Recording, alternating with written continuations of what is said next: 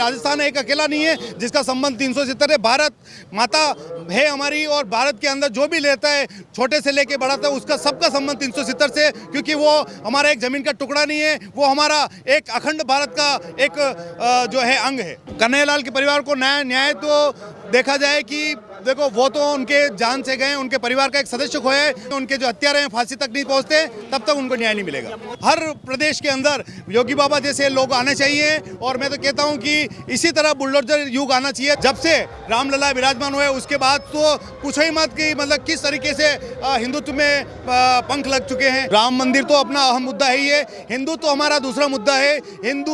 हिंदू हित की जो बात करेगा वही देश पे राज करेगा, जो राम का नहीं वो किसी काम का नहीं। जितने भी हिंदुस्तानी हैं उनके दिल की इच्छा है कि हिंदू राष्ट्र बने। हिंदुस्तान को हिंदू राष्ट्र बनाने का कार्य मोदी ही कर सकता है, उसके अलावा कोई नहीं कर सकता। हम फिर से मोदी जी को लाएंगे और देश को अखंड भारत बनाएंगे। हमें मोदी जी पे पूरा विश्वास है, जो वो डिसीजन लेंगे वो हिंदू वो के पक्ष में के साथ भारतीय संस्कृति एवं भारत के पक्ष में होगा। 101% भरोसा है मोदी पर, आंख बूंद के हम भरोसा कर सकते हैं। उनके अलावा हमारा कोई पथ प्रदर्शक नहीं है और राष्ट्र निर्माता नहीं है। जनता समझ चुकी है, बहुसंख्यक समाज समझ चुका है और जागृत हो चुका है, और आने वाले समय में लोकसभा के इलेक्शन में ये मुंह तोड़ जवाब उनको मिल जाएगा। मोदी जब तक जिएगा तब तक मोदी हमारे दिल में रहेगा। आज अगर भारतीय नववर्ष का उदयपुर में माहौल देखना हो तो आप पीछे ग्राउंड देखिए जो खचाखच भरा हुआ है, और यहाँ पर लोग आज ये जश्न मनाने के लिए आए हैं, देश को बताने के लिए आए हैं कि हमारा हिंदू नववर्ष आखिर उसमें क्या नया है और क्या खास है। पगड़ीधारी लोग हैं, आखिर आज इस दिन पर क्या संकल्प लेंगे, क्या देशवासियों को मैसेज देंगे, बातचीत करते हैं। सर, क्या नाम है आपका? मैं एडवोकेट उमेश नागदा, श्री राम सेना संस्थापक जी। आज यहाँ से क्या मैसेज देना चाहेंगे आज नववर्ष पर? आज हमारी गौरव और परंपरा जो है उसकी धरती जो है, आज हमारे मेवाड़ की जो धरती है, वहाँ से हमने ये पांचवी बार जो है हमारी ये और यात्रा निकली है, शोभा यात्रा, जिसको हम विगत 5 सालों से मना रहे हैं, और विगत 3 सालों से तो भव्य रूप में मना रहे हैं। पर पहले क्या होता था, पहले सभी जगह पे अलग अलग रैली निकाली जाती थी अलग अलग खंड में, और अभी जो है 3 वर्षों से हमारा सभी जगह से लेके और नगर निगम में वहाँ समागम होता है, वहाँ से रैली के रूप में निकल के हम गांधी ग्राउंड में आते हैं। पिछली बार धीरेन्द्र जी शास्त्री आए थे, इस बार प्रदीप जी मिश्रा और उत्तम स्वामी जी आए हैं, और मेवाड़ की धरती से बहुत अच्छा मैसेज गया है। ये सनातन को जीवित करने का एक कार्यक्रम है, जो कि लोग हमेशा 1 जनवरी को न्यू वर्ष बना के इतिश्री करते हैं, परंतु इस बार सनातन धर्म को, हिंदू धर्म का जो नववर्ष है और हर्षोल्लास से मनाया जा रहा है। जन जन के अंदर इसको लेके बहुत जो है आशा, उम्मीद और उत्साह है। आपको लगता है कि अयोध्या में रामलला विराजमान होने के बाद में हिंदू नववर्ष को लेकर के बात करें, सनातन को लेकर के बात करें, राममय माहौल हुआ है? बिल्कुल राममय हो गया है। उदयपुर मेवाड़ जो है, आज देखो आप गांधी ग्राउंड के अंदर पैर देने की जगह नहीं है, और आज सड़कों पे पूरा जन समूह इकट्ठा होकर सनातन धर्म, हिंदू धर्म के सभी लोग यहाँ पे शामिल हुए हैं, और बहुत अच्छे जोर शोर से मना रहे हैं। और जब से रामलला विराजमान हुए उसके बाद तो पूछो ही मत कि मतलब किस तरीके से हिंदुत्व में पंख लग चुके हैं, कह नहीं सकते। रामलला विराजमान होने का श्रेय आप किसे देना चाहेंगे? रामलला विराजमान होने का श्रेय तो हम हमारे श्री नरेंद्र जी मोदी जो प्रधानमंत्री है उनको ही देना चाहेंगे, क्योंकि वही अथक प्रयास कई सालों से करते आ रहे हैं, और उन्हीं के कारणों, उन्हीं के मतलब कर्म के कारण, उनके परिश्रम के कारण आज रामलला विराजमान हुए। बाकी तो विपक्षी पार्टी है जिन्होंने कितने वकील खड़े कर दिए, और 500 साल की जद्दोजहद और लड़ाई के बावजूद भी हम रामलला के अयोध्या में स्थापित नहीं कर पाए, परंतु आपके आने के 10 वर्ष के भीतर हमने रामलला को अपने अयोध्या के अंदर स्थापित कर दिया है। लेकिन आप देखेंगे अभी चुनाव का माहौल है, आचार संहिता लगी हुई है, ऐसे में आप लोगों के लिए राम मंदिर के बाद में कौन सा अहम मुद्दा है जो आप सरकार फिर से बनाना चाहेंगे? बिल्कुल राम मंदिर तो अपना अहम मुद्दा है ही है। हिंदू तो हमारा दूसरा मुद्दा है। हिंदू हित की जो बात करेगा वही देश पे राज करेगा, ये हमारा ध्येय है, ये संकल्प है, और इसी के साथ लेके हम चलते हैं। अगर जो हिंदू नहीं वो हिंदुत्व की बात नहीं करेगा, जो राम का नहीं वो किसी काम का नहीं, ऐसे तर्कों के साथ में ऐसे ही लोगों को हम साथ में लेके चलेंगे जो हमारी भावना को समझते हैं, जो हमारी विचारधारा को समझते हैं, जो हमारे साथ में आएंगे, जो हिंदू बन के साथ में आएंगे, उसी को हिंदुस्तान मिलेगा, बाकी सब पाकिस्तान उसको पाकिस्तान मिलेगा। आपको लग रहा है कि इन सारे मुद्दों पर मोदी सरकार खरा उतरी है? बिल्कुल खरा उतरी है, 101% खरा उतरी है और आगे भी खरा उतरेगी। 370 जो धारा थी उसको भी हटाने का काम उन्होंने किया है और आगे आने वाले आर्टिकल 335A जो है वो भी उनको हटाने का कार्य कर रहे हैं। और मैं कहता हूं कि मैं ही नहीं, पूरी हिंदुस्तान की जनता में विश्वास है कि नरेंद्र मोदी इसको हिंदू राष्ट्र बना सकते हैं और बाकी किसी में मादा नहीं है। आपकी इच्छा है कि हिंदू राष्ट्र? हमारी बिल्कुल दिली इच्छा है और हमारी सभी की मन की इच्छा है और सभी जितने भी हिंदुस्तानी हैं उनके दिल की इच्छा है कि हिंदू राष्ट्र बने। लेकिन जैसे 370 की बात आती है, ऐसे कांग्रेस ये कहती है कि राजस्थान के लोगों का 370 से क्या संबंध है? राजस्थान क्या, हिंदुस्तान का सभी का संबंध है। राजस्थान एक अकेला नहीं है जिसका संबंध 370 है। भारत माता है हमारी और भारत के अंदर जो भी लेता है, छोटे से लेके बड़ा तक, उसका सबका संबंध 370 से, क्योंकि वो हमारा एक जमीन का टुकड़ा नहीं है, वो हमारा एक अखंड भारत का एक जो है अंग है। लेकिन ये वही उदयपुर है जहां 2 साल पहले एक बड़ी घटना होती है, कन्हैया लाल जैसे जो कांड होता है, लेकिन उसके बाद में लगता है कि यूपी की तरह उन आरोपियों के खिलाफ में कार्रवाई नहीं, जैसे यूपी में एक मॉडल बन के निकला। बिल्कुल, यूपी में जिस तरीके से बुलडोजर बाबा कर रहे हैं वैसे सभी राज्यों में होना चाहिए, परंतु ठीक है, सभी का अपना अपना एक काम कार्यशैली अलग अलग होती है, काम करने के ढंग अलग होते हैं, परंतु हर प्रदेश के अंदर योगी बाबा जैसे लोग आने चाहिए। और मैं तो कहता हूं कि इसी तरह बुलडोजर युग आना चाहिए ताकि इनको हमेशा मतलब प्रेम की बात ये नहीं समझते हैं, इनको आड़े हाथों ही लेना पड़ेगा, ईंट का जवाब पत्थर देके इनको समझाना पड़ेगा, तभी जाके ये हिंदुस्तान हिंदू राष्ट्र बनेगा। बाकी मुश्किल है। राजस्थान के लोगों के लिए कन्हैया लाल का कोई मुद्दा है, क्योंकि चुनाव सामने है? कन्हैया लाल का मुद्दा तो है ही है। कन्हैया लाल को जो आज जिस तरीके से उसने बलिदान दिया है, उसको आज उनको सपोर्ट करने का कार्य भी भारतीय जनता पार्टी ने किया है और सनातनियों ने किया है। कोई दूसरी विपक्षी पार्टी ने आके उनको कोई सहयोग नहीं किया। आज जो भी किया है, 1 करोड़ रुपए की जो सहायता की है वो हमारे कपिल जी मिश्रा दिल्ली के हैं, उन्होंने 1 करोड़ की सहायता की है। बाकी अपने यहाँ से सनातनियों का सहयोग रहा है, बाकी और किसी विरोधी पार्टी का सहयोग नहीं रहा है। कन्हैया लाल के परिवार को न्याय कैसे मिलेगा? कन्हैया लाल के परिवार को न्याय तो देखा जाए कि देखो, वो तो उनके जान से गए, उनके परिवार का एक सदस्य खोया है, परंतु उनको जब तक ये अखंड भारत, जब तक ये हिंदू राष्ट्र नहीं बन जाता, तब तक उनके कन्हैया लाल को न्याय नहीं मिलेगा।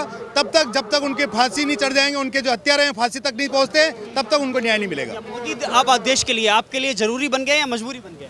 मोदी हमारी मजबूरी बन चुके हैं, उनको रखना हमारी मजबूरी है, क्योंकि हमें पता है कि विरोधी पार्टी कोई कुछ नहीं कर सकती है। हिंदुस्तान को हिंदू राष्ट्र बनाने का कार्य मोदी ही कर सकता है, उसके अलावा कोई नहीं कर सकता। राहुल गांधी भरोसा नहीं? राहुल गांधी पे हम क्या भरोसा करें? उसके परिवार वाले, उनकी पार्टी वाले भरोसा नहीं करें तो हम क्या भरोसा करें? नए वर्ष में क्या संकल्प लेंगे नए साल पर? हाँ। नए वर्ष पर हम इस साल जो है ये सोच रहे हैं कि फिर से एक बार 2024 में मोदी जी को लाया जाए। क्या संकल्प लेंगे? फिर से हम यही सोच के हम सब ने यही सोच रखा है कि हम फिर से मोदी जी को लाएंगे और देश को अखंड भारत बनाएंगे। जी, क्या सोचा है, क्या संकल्प लिया है आज? नव वर्ष पे ये संकल्प, सारे उदयपुर वासियों को नव वर्ष की बहुत बहुत हार्दिक शुभकामनाएं। लिया है। जी, क्या नाम है आपका? सर, मेरा नाम प्रकाश सिंह सोलंकी है। क्या संकल्प लेंगे आज इस एक तस्वीर के साथ में और हिंदू नववर्ष के साथ में? सर, हिंदू नववर्ष के साथ में हम ये संकल्प लेंगे, जिस तरीके से जनता जागरूक हो रही है, विक्रम संवत का जो हमारा हिंदू नववर्ष है उसके बारे में किसी को भी ज्ञान नहीं था, लेकिन आने वाले 3-4-5 सालों के अंदर सभी बिल्कुल जागरूक हुए हैं। सनातनी को पता चला है कि हम देश के अंदर रहते हैं और हम हिंदू हैं। इस नववर्ष के साथ में हम ये संकल्प लेना चाहेंगे, जो वर्तमान सरकार है जिसकी हम आशा कर रहे हैं, मोदी सरकार, उसी को वापस भारी मतों से विजय बनाकर मोदी जी को वापस बैठाएं सिंहासन के ऊपर, ताकि वो हमारे हिंदुओं के जो हित के पक्ष में जो सारे फैसले वो ले सके, एवं सनातनी को अपने ही देश के अंदर, जो पूरी दुनिया के अंदर एक भी हिंदू राष्ट्र नहीं है, हम चाहते हैं कि पूरी दुनिया में एकमात्र हिंदू राष्ट्र भारत को ही कहा गया पहले भी और अभी भी हम चाहते हैं फिर से वही हो, ताकि ये वापस होने की चिड़िया बने एवं हिंदू राष्ट्र बने और हमारी संस्कृति जो अभी धूमिल हो चुकी है वो धीरे धीरे शने शने वापस हमने पुनः पुरानी स्थिति में आ रही है। वो पुरानी स्थिति में नहीं आए, वरन वो और भी आगे पूरे संसार को जगमय करे सनातन संस्कृति के साथ हम ये संकल्प लेना चाहिए। लेकिन मोदी जी ने कहा था कि तीसरा कार्यकाल बड़े फैसलों का होगा, तो आप उनसे क्या उम्मीद करते हैं? ऐसे कौन से बड़े फैसले हैं जो उनको देश हित में करेंगे? जो वो फैसले ले रहे हैं उनके ऊपर वो अमल करें, उनको लाए, क्योंकि हमें मोदी जी पे पूरा विश्वास है। जो वो डिसीजन लेंगे वो हिंदू वो के पक्ष में के साथ भारतीय संस्कृति एवं भारत के पक्ष में होगा। मोदी की गारंटी पे भरोसा है? बिल्कुल 101% भरोसा है। मोदी पर आंख बूंद के हम भरोसा कर सकते हैं। उनके अलावा हमारा कोई पथ प्रदर्शक नहीं है और राष्ट्र निर्माता नहीं है। जी। लेकिन एक और बात है कि आपको लगता है कि हिंदू नववर्ष को लेकर के लोगों में एक जागरूकता पैदा हुई है, और अगर जागरूकता पैदा हुई है तो इसकी वजह आप क्या मानते हैं? बिल्कुल, इसकी वजह में हिंदुत्व के जो रक्षक हैं, जो नरेंद्र मोदी जैसे, जो योगी जी जैसे लोग हैं, उनके ऊपर उन्होंने जो कार्य किए हैं और उन्होंने जिस तरीके से हिंदुत्व को जगा के और वापस उसको हिंदुत्व को उठाने का जो कार्य किया है, उसकी वजह से जो है हिंदुस्तान उनका आभारी है। और हिंदुत्व का जो परचम वापस फिर से लहरा रहा है, वो नरेंद्र मोदी जी के कारण ही लहरा रहा है। मोदी कब तक? मोदी जब तक जिएगा तब तक मोदी हमारे दिल में रहेगा। हमें चुनाव का मुद्दा आखिर क्या लगता है? चुनाव का मुद्दा वास्तव में एक निर्णय है जिसके लिए दो पार्टी के अंदर से जनता चूज करती है, उसको सेलेक्ट करती है, और चुनाव का मुद्दा होता है तभी जाके क्या गलत है क्या सही का फैसला ले सकती है जनता। उसके अंदर ये आज लोकसभा का जो चुनाव है उसमें कौन सी पार्टी को बहुमत मिलेगा, कौन सी पार्टी को जो है सत्ता मिलेगी, वो डिपेंड करेगा। लेकिन बड़ी बात है ना कि आपको लग रहा है जो जागरूकता की आप बात कर रहे थे, तो लग रहा है कि आजकल हिंदुत्व पर सवार होकर के ही भाजपा सत्ता में आना चाहती है, या विकास भी मुद्दा है?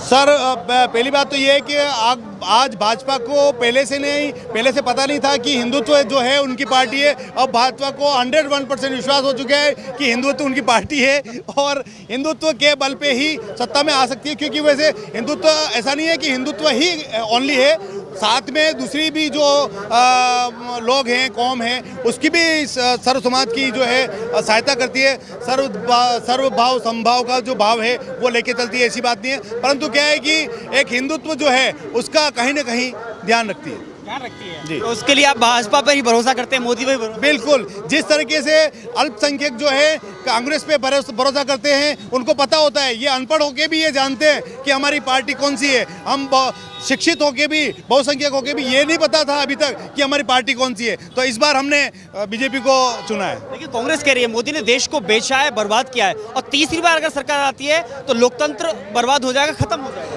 ऐसा है कि जिसकी दुकान में जो सामान होता है वो वही बेचता है, उसकी सोच भी वैसी रहती है। तो हम क्या इसके बारे में क्या बताएं, वो तो विपक्ष का काम होता है एक दूसरे के ऊपर आरोप लगाना। वो आरोप तो लगाते रहते हैं, ये तो चलता रहता है, पर जनता समझ चुकी है, बहुसंख्यक समाज समझ चुका है और जागृत हो चुका है, और आने वाले समय में लोकसभा के इलेक्शन में ये मुंह तोड़ जवाब उनको मिल जाएगा। दो बड़ी बात, इससे पहले प्रधानमंत्री अगर मनमोहन सिंह की बात करें, एक वो भी समय था कि जब उन्होंने कहा था कि देश के संसाधनों पर अल्पसंख्यकों का पहला हक है। लेकिन आज ये प्रधानमंत्री हैं कि कहीं भी जाते हैं त्रिपुंड लगा करके घूमते हैं। नहीं, ऐसा कुछ नहीं है। त्रिपुंड तो उनका धर्म है, उनका व्यक्तिगत धर्म से उनके आस्था को कोई नहीं रोक सकता। उनकी आस्था है, जिस धर्म में उनकी आस्था है वो करेंगे, ऐसा नहीं है। वो ये बहुसंख्यक समाज का देश है, हिंदू राष्ट्र है, हिंदू समाज का देश है, भारत देश है। उस जगह पे उनको यही अच्छा लगता है, वो उसी समाज से है, तो उनको कोई नहीं रोक सकता। अयोध्या में राम मंदिर का निर्माण का रास्ता साफ करना और अबू धाबी जैसे शहर में मुस्लिम राष्ट्र में जाकर के मंदिर का निर्माण और वहाँ पर उद्घाटन कराना, कैसे देखते हैं आप इसको? बिल्कुल, ये तो आप सब देखते हैं, मैं क्या देखता हूँ, आप भी देखते होंगे इसको, कि आज अपने हिंदुस्तान में अयोध्या जो 500 वर्षों से लड़ाई लड़ने के बाद में आज नरेंद्र मोदी जी जब प्रधानमंत्री बने और उनका मंदिर स्थापित हुआ है, और अबू धाबी के अंदर भी अगर राम मंदिर बनता है तो गर्व की बात है कि हिंदुस्तान के जो प्रधानमंत्री है, हमारे यशस्वी प्रधानमंत्री नरेंद्र मोदी, उनके सहयोग से वो अगर वहाँ पे राम मंदिर बन रहा है तो बहुत अच्छी बात है। चलिए, बहुत बहुत धन्यवाद, बहुत बहुत शुक्रिया हमसे बातचीत करने के लिए। लेकिन नववर्ष का ये मेला और आज यहाँ से लिया गया संकल्प शायद सिद्ध होगा, और वक्त बताएगा क्या परिणाम होगा।